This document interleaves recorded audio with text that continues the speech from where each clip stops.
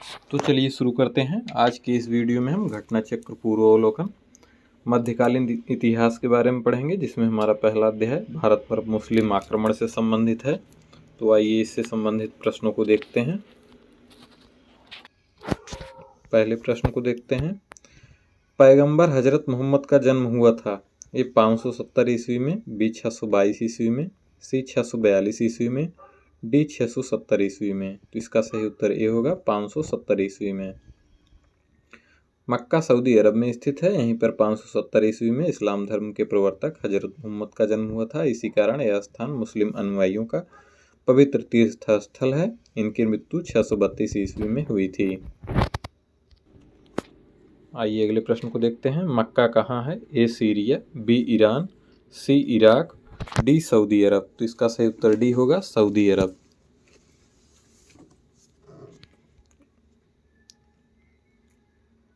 अगले प्रश्न को देखते हैं।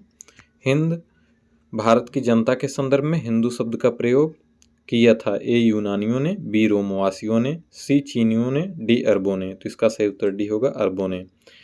ऋग्वेद में उल्लिखित भारत कबीले के नाम पर इस देश का नाम भारत पड़ा। परंपरा अनुसार दुष्यंत के पुत्र भारत के नाम पर हमारे देश का नाम भारत पड़ा है। कुछ विद्वानों के अनुसार ऋषभदेव के ज्येष्ठ पुत्र भरत के नाम पर इस देश का नाम भारत पड़ा है। ईरानियों ने इस देश को हिंदुस्तान कहकर संबोधित किया है तथा यूनानियों ने इसे इंडिया कहा है। हिंद भारत की जनता के संदर्भ में हिंदू शब्द का प्रयोग सर्वप्रथम अरबों द्वारा किया गया था। अगले प्रश्न को देखते हैं। भारत पर पहला मुस्लिम आक्रमण किस वर्ष हुआ? ए 647, बी 1013, सी 711, डी इनमें से कोई नहीं। तो इसका सही उत्तर डी होगा, इनमें से कोई नहीं। आइए इसकी व्याख्या देखते हैं। भारत पर पहला मुस्लिम आक्रमण 712 ईस्वी में अरब आक्रमणकारी मोहम्मद बिन कासिम के नेतृत्व में हुआ था। मोहम्मद बिन कासिम से पूर्व 711 ईस्वी में उबैदुल्लाह के नेतृत्व में एक अभियान दल भेजा गया, परंतु वह पराजित हुआ और मारा गया। इराक के हाकिम अल हज्जाज ने मोहम्मद बिन कासिम के नेतृत्व में अरबों को सिंध पर आक्रमण करने के लिए भेजा। भारी संघर्षों के बाद अरबों ने 712 ईस्वी में सिंध पर विजय प्राप्त कर ली। उस समय सिंध पर दाहिर का शासन था। फारसी ग्रंथ चचनामा से अरबों द्वारा सिंध विजय की जानकारी मिलती है।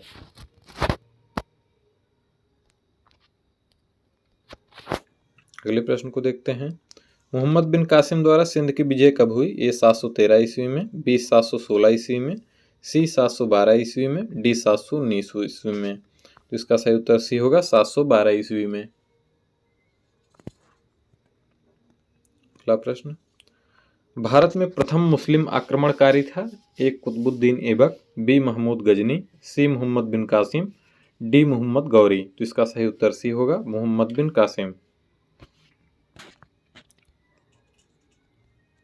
मोहम्मद बिन कासिम के नेतृत्व में सिंध पर अरब आक्रमण हुआ था, किंतु इसका कोई अस्थायी परिणाम नहीं हुआ। अरबों का राज सिंध और मुल्तान के पूर्व में नहीं फैल सका तथा उनकी शक्ति क्षीण हो गई। अगले प्रश्न को देखते हैं। भारत पर सर्वप्रथम मुस्लिम आक्रमणकारी थे। ए गजनी के, बी गोर के, सी अरब के, डी उपर्युक्त में से कोई नहीं। तो इसका सही उत्तर सी होगा, अरब के। भारत पर सर्वप्रथम अरबी मुसलमानों का आक्रमण 636-37 ईस्वी में हुआ था। यह आक्रमण खलीफा उमर के समय में बम्बई के निकट थाड़े पर हुआ। यह आक्रमण असफल रहा। भारत का पहला सफल आक्रमण 712 ईस्वी में मोहम्मद बिन कासिम द्वारा किया गया था। खलीफा अल वाजिद के शासनकाल में यह आक्रमण हुआ। कासिम के आक्रमण के समय सिंध का शासक दाहिर था। इसने सिंध 712 ईस्वी तथा मुल्तान 713 ईस्वी को जीता था। अगले प्रश्न को देखते हैं। मोहम्मद बिन कासिम था ए तुर्क का, बी मंगोल का, सी अरब का, डी तुर्क अफगान का। तो इसका सही उत्तर सी होगा, अरब का। मोहम्मद बिन कासिम एक अरबी था। वह इराक के राजा अल हज्जाज का भतीजा और दामाद दोनों था। जिस समय उसने सिंध पर आक्रमण किया उसकी आयु मात्र 17 वर्ष थी। अगला प्रश्न। चचनामा के अनुसार 6वीं और 7वीं शताब्दी में सिंधु देश की राजधानी क्या थी? ए देवल, बी अरोड़, सी लोदवा, डी बाड़मेर। तो इसका सही उत्तर बी होगा, अरोड़। चचनामा के अनुसार 6वीं और 7वीं शताब्दी में सिंधु देश की राजधानी अरोड़ थी। चचनामा सिंध के इतिहास से संबंधित एक पुस्तक है। इस पुस्तक में चच राजवंश के इतिहास तथा अरबों द्वारा सिंधु विजय का वर्णन किया गया है। अगला प्रश्न, इनमें से कौन गजनी राजवंश का संस्थापक था? ए अल्पतगीन, बी महमूद, सी सेबुक्तगीन, डी इस्माइल। तो इसका सही उत्तर ए होगा अल्पतगीन। गजनी वंश का संस्थापक अल्पतगीन था। गजनी वंश का अन्य नाम यामिनी वंश भी है। अल्पतगीन ने गजनी को अपनी राजधानी बनाया। इस समय उत्तर पश्चिम भारत में हिंदू शाही राजवंश का राज्य था, जिसका विस्तार हिंदुकुश पर्वतमाला तक था। अगला प्रश्न कथन और कारण से संबंधित है। कथन ए, महमूद गजनी ने भारत पर 17 बार आक्रमण किए। कारण आर, वह भारत में अस्थायी मुस्लिम शासन की स्थापना करना चाहता था। दिए गए कूट से सही उत्तर चुनिए। ए तथा आर दोनों सही हैं तथा आर ए की सही व्याख्या है। बी, ए तथा आर दोनों सही हैं परंतु आर ए की सही व्याख्या नहीं है। सी, ए सही है परंतु आर गलत है। डी, ए गलत है परंतु आर सही है। तो इसका सही उत्तर सी होगा, ए सही है परंतु आर गलत है। आइए इसकी व्याख्या देखते हैं। महमूद गजनी या गजनवी भारत पर 17 बार आक्रमण किए, परंतु इन आक्रमणों का उद्देश्य भारत में अस्थायी मुस्लिम शासन की स्थापना करना नहीं बल्कि मात्र लूटपाट करना था। अगले प्रश्न को देखते हैं। निम्न में से कौन चंदेल शासक महमूद गजनवी से पराजित नहीं हुआ था? ए धंग, बी विद्याधर, सी जयशक्ति, डी डंग। तो इसका सही उत्तर बी होगा विद्याधर। महमूद गजनवी का चंदेलों पर प्रथम आक्रमण 1019-20 में हुआ था। उस समय चंदेल वंश का शासक विद्याधर था, जो अपने वंश का सर्वाधिक शक्तिशाली शासक था। मुस्लिम स्रोतों से पता चलता है कि विद्याधर एवं महमूद के बीच किसी नदी के किनारे भीषण युद्ध हुआ, किंतु इसका कोई परिणाम न निकला। इस युद्ध में विद्याधर ने राजनीतिक सूझबूझ का परिचय देते हुए युद्ध स्थल उपयुक्त न होने के कारण रात के अंधकार में अपनी सेना को हटा लिया। महमूद गजनवी भी लौट गया। इस प्रकार विद्याधर अकेला ऐसा हिंदू शासक था जिसने मुसलमानों का सफलतापूर्वक प्रतिरोध किया। मुस्लिम लेखकों ने उसे तत्कालीन भारत का सर्वाधिक शक्तिशाली शासक बताया है। विद्याधर ने कुछ हिंदू राजाओं का एक मित्र संघ बनाया, जिसका मुख्य उद्देश्य कन्नौज के शासक राज्यपाल को सजा देना था। उनकी दृष्टि में राज्यपाल ने मथुरा और वृंदावन जैसे तीर्थ स्थानों को लूटने वाले महमूद से बिना युद्ध किए हुए भागकर एक बड़ा अपराध किया था। इन राजाओं ने राज्यपाल पर आक्रमण कर उसे मार दिया। अगला प्रश्न, महमूद गजनवी का दरबारी इतिहासकार कौन था? ए हसन निजामी, बी उतबी, सी फिरदौसी, डी चंद्रबरदाई। तो इसका सही उत्तर बी होगा उतबी। महमूद गजनवी शिक्षित एवं सुसभ्य था। वह विद्वानों एवं कलाकारों का सम्मान करता था। उसने अपने समय में महान विद्वानों को गजनी में एकत्रित किया। उसका दरबारी इतिहासकार उतबी था। उसने किताब उल यामनी और तारीखे यामनी नामक ग्रंथ की रचना की। अगला प्रश्न, शाहनामा का लेखक फरिश्ता किसके दरबार से संबंधित था? ए सुबुक्तगीन, बी महमूद गजनवी, सी मोहम्मद गौरी, डी अल्पतगीन। तो ये प्रश्न ही गलत दिया गया है। शाहनामा का लेखक फिरदौसी था। आइए इसके संबंध में देखते हैं। शाहनामा का लेखक फरिश्ता न होकर फिरदौसी है। यह महमूद गजनवी के दरबार का प्रसिद्ध कवि था। इसे पूर्व की होमर की उपाधि दी जाती है। फरिश्ता ने तारीखे फरिश्ता गुलशन इब्राहिमी नामक किताब लिखी है। इसका पूरा नाम मोहम्मद कासिम हिंदू शाह था। यह कुछ समय तक अहमदनगर के शासक मुर्तजा निजाम शाह के दरबार में रहा तथा बाद में बीजापुर चला गया। इसकी पुस्तक तारीखे फरिश्ता बीजापुर के शासक इब्राहिम आदिल शाह को समर्पित थी। अगले प्रश्न को देखते हैं। शाहनामा का लेखक कौन था? ए उतबी, बी फिरदौसी, सी अलबरूनी, डी बर्नी। तो इसका सही उत्तर भी होगा फिरदौसी।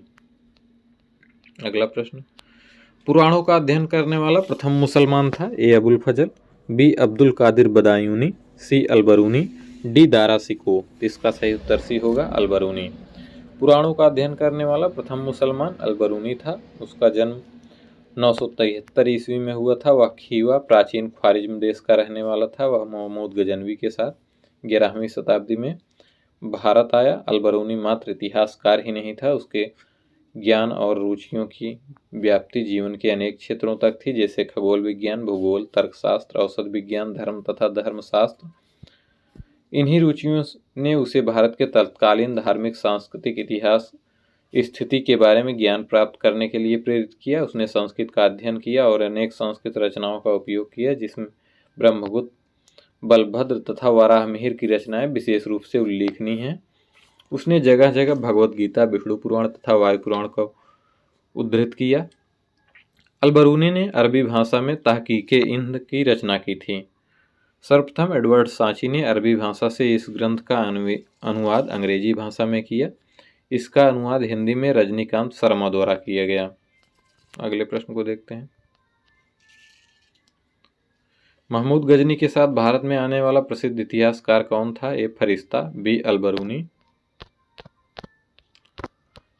सी अफीफ, डी इब्न बतूता। तो इसका सही उत्तर बी होगा, अल-बरूनी। अगले प्रश्न को देखते हैं। अल-बरूनी भारत में आया था? ए 9वीं शताब्दी में, बी 10वीं शताब्दी में, सी 11वीं शताब्दी ईस्वी में, बी डी 12वीं शताब्दी ईस्वी में। तो इसका सही उत्तर सी होगा, 11वीं शताब्दी ईस्वी में। महमूद गजनी के साथ भारत आने वाला प्रथम मुस्लिम विद्वान कौन था? ए इब्न बतूता, बी अल-बरूनी, सी अमीर खुसरो, डी फरिश्ता। तो इसका सही उत्तर बी होगा, अल-बरूनी। निम्नलिखित में से कौन अल-बरूनी के संबंध में सही नहीं है? ए वह धर्मनिरपेक्ष लेखक था, बी उसका ग्रंथ उस समय के जीवंत भारत से प्रभावित था, सी वह संस्कृत का विद्वान था, डी वह त्रिकोणमिति का विशेषज्ञ था। तो इसका सही उत्तर ए होगा, वह धर्मनिरपेक्ष लेखक था, क्योंकि अल-बरूनी धर्मनिरपेक्ष लेखक नहीं था। इस प्रकार हमारा सही ऑप्शन ए होगा। अगला प्रश्न, निम्नलिखित में से किसने महमूद गजनी के हमले के बाद सोमनाथ मंदिर का पुनर्निर्माण कराया? ए भीमराज प्रथम, बी भीमदेव, सी मूलराज, डी जयसिंह सिद्धराज। तो इसका सही उत्तर बी होगा, भीमदेव। महमूद गजनी के सोमनाथ मंदिर पर आक्रमण 1026 ईस्वी के समय यहाँ के शासक भीमदेव प्रथम 1022 से 1063 ईस्वी तक महमूद मंदिर से अतुल संपत्ति लूटकर वापस लौट गया। महमूद के जाने के बाद भीमदेव प्रथम ने सोमनाथ मंदिर का पुनर्निर्माण करवाया था। अगला प्रश्न, किसने एक तरफ संस्कृत मुद्रा लेख के साथ चांदी के सिक्के निर्गत किए? ए मोहम्मद बिन कासिम, बी महमूद गजनवी, सी शेर शाह, डी अकबर। तो इसका सही उत्तर बी होगा, महमूद गजनवी।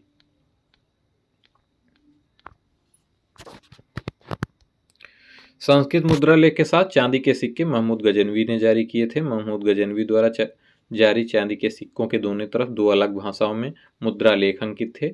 ऊपरी भाग पर अंकित मुद्रा लेख अरबी भाषा में था तथा दूसरी तरफ संस्कृत भाषा में था। सिक्के के मध्य भाग में संस्कृत भाषा में लिखा था अवयक्तमेकम मोहम्मद अवतार नूरपत महमूद। इस लेख के चारों तरफ अंकित लेख था अवयक्तीय नाम अयाम टनकम हतो महमूदपुर संबतो 4181। चांदी के इस सिक्के दिरहम का वजन 3 ग्राम था।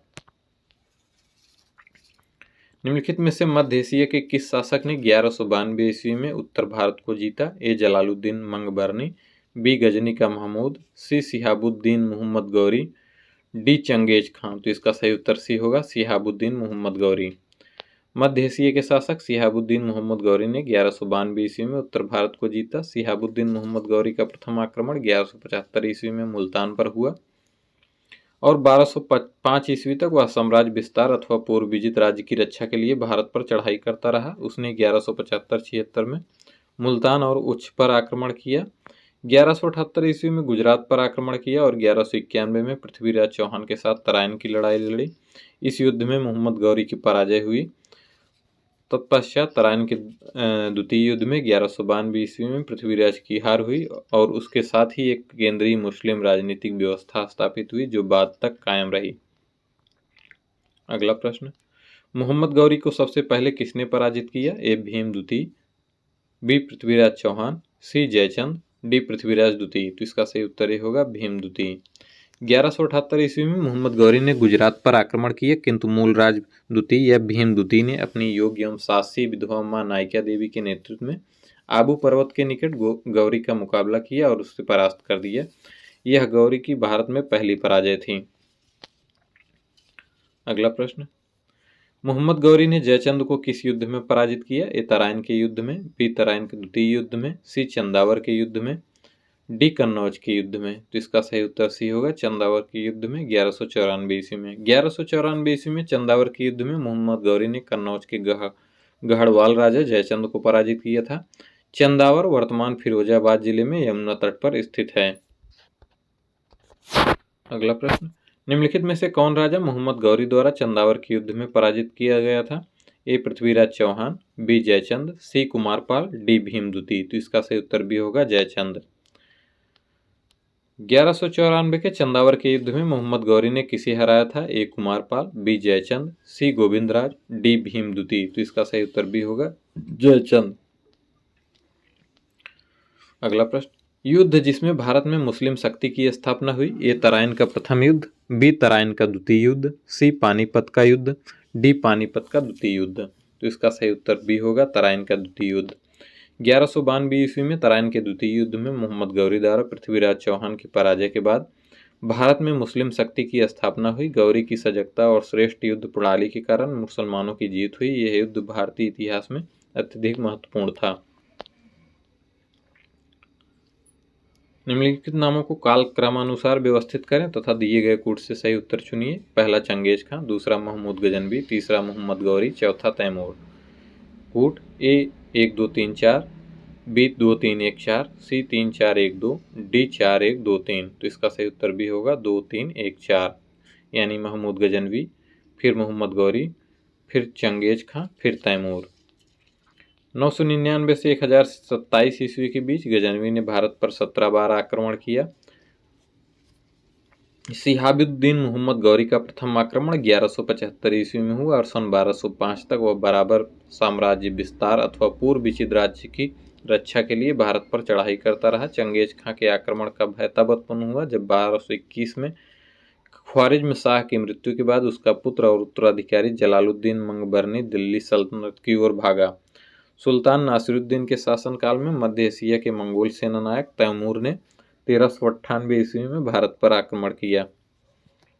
अगले प्रश्न को देखते हैं, किस मोहम्मद मुस्लिम शासक के सिक्कों पर देवी लक्ष्मी की आकृति बनी हुई है?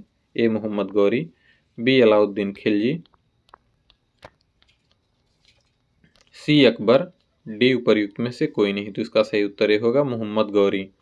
मोहम्मद गौरी के सिक्कों पर देवी लक्ष्मी की आकृति बनी हुई है और दूसरी तरफ कलमा खुदा हुआ है। अगले प्रश्न को देखते हैं, भारत में मोहम्मद गौरी ने किसको प्रथम अक्ता प्रदान किया था? ए ताजुद्दीन यल्दौज, बी कुतुबुद्दीन ऐबक, सी शमसुद्दीन इल्तुतमिश, डी नासिरुद्दीन कुबाचा। तो इसका सही उत्तर भी होगा कुतुबुद्दीन ऐबक। गौरी की विजयों के बाद शीघ्र ही उत्तर भारत में अक्ता प्रथा स्थापित हो गई। 1192 से 1206 ईस्वी तक कुतुबुद्दीन ऐबक ने गौरी के प्रतिनिधि के रूप में उत्तर भारत के विजित भागों का प्रशासन संभाला। इस अवधि में ऐबक ने उत्तरी भारत में तुर्की शक्ति का विस्तार भी किया। मोहम्मद गौरी के किस दास ने बंगाल एवं बिहार पर विजय प्राप्त की? ए कुतुबुद्दीन ऐबक, बी इल्तुतमिश, सी बख्तियार खिलजी, डी यल्दौज। तो इसका सही उत्तर सी होगा बख्तियार खिलजी। मोहम्मद गौरी एक साधारण दास इख्तियारुद्दीन मोहम्मद बिन बख्तियार खिलजी ने 1193 से 1202 ईस्वी के मध्य बिहार की विजय की तथा नालंदा एवं विक्रमशिला बिहार को तहस नहस कर राजधानी उदंतपुर पर कब्जा कर लिया। उसने 1198 से 1203 ईस्वी के मध्य बंगाल पर आक्रमण किया। उस समय वहां का शासक लक्ष्मण सेन था। वह बिना युद्ध किए ही भाग निकला। तुर्की सेना ने राजधानी नदिया में प्रवेश कर बुरी तरह लूटपाट की। राजा की अनुपस्थिति में नगर ने आत्मसमर्पण कर दिया। लक्ष्मण सेन ने भागकर पूर्वी बंगाल में शरण ली और वहीं कुछ समय तक शासन करता रहा। इख्तियारुद्दीन ने भी संपूर्ण बंगाल को जीतने का प्रयत्न नहीं किया। इख्तियारुद्दीन ने लखनौती को अपनी राजधानी बनाया। अगला प्रश्न, बिहार का प्रथम मुस्लिम विजेता कौन था? ए मलिक इब्राहिम, बी इल्तुतमिश, सी बख्तियार खिलजी, डी अली मर्दान खिलजी, ई उपर्युक्त में से कोई नहीं या एक से अधिक। तो इसका सही उत्तर सी होगा बख्तियार खिलजी।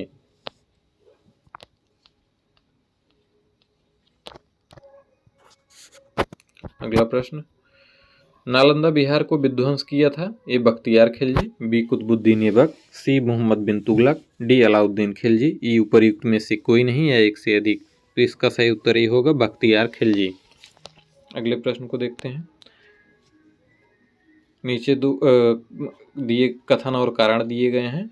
कथन 1, भारत पर तुर्की आक्रमण सफल हुए। कारण, उत्तर भारत में राजनीतिक एकता नहीं थी। दिए गए कूट से सही उत्तर का चयन कीजिए। ए, कथन ए तथा कारण आर दोनों सही हैं तथा कारण कथन ए की सही व्याख्या है। बी, कथन तथा कारण दोनों सही हैं परंतु कारण कथन की व्याख्या नहीं है। बी ए सही है किंतु आर गलत है। डी ए गलत है किंतु आर सही है। तो इसमें हमारा सही उत्तर ही होगा ए तथा आर दोनों सही हैं तथा आर ए की सही व्याख्या है।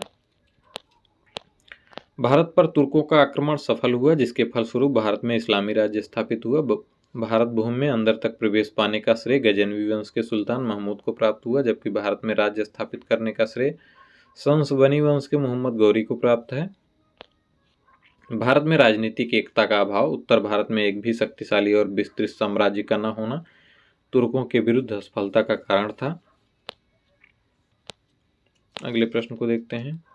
रेशम बुनकरों की श्रेणी की जानकारी निम्नलिखित में से किस शिलालेख में मिलती है? ए दसपुर शिलालेख, बी प्रयाग प्रशस्ति, सी एरण अभिलेख, डी हाथी गुम्फा अभिलेख। तो इसका सही उत्तर ही होगा दसपुर शिलालेख। दसपुर मंदसौर शिलालेख कुमारगुप्त के शासनकाल का है। इस लेख में कुमारगुप्त का राज्यपाल वंदु वर्मा का उल्लेख मिलता है। इसमें सूर्य मंदिर के निर्माण का उल्लेख मिलता है। यहाँ से प्राप्त लेख में पट्टवाय श्रेणी, रेशम सूत बुनने वालों की समिति तथा इंदौर लेख में तौलिक श्रेणी का उल्लेख मिलता है। तो आज के वीडियो में बस इतना ही। अगले वीडियो में हम दिल्ली सल्तनत के अंतर्गत गुलाम वंश का अध्ययन करेंगे। धन्यवाद।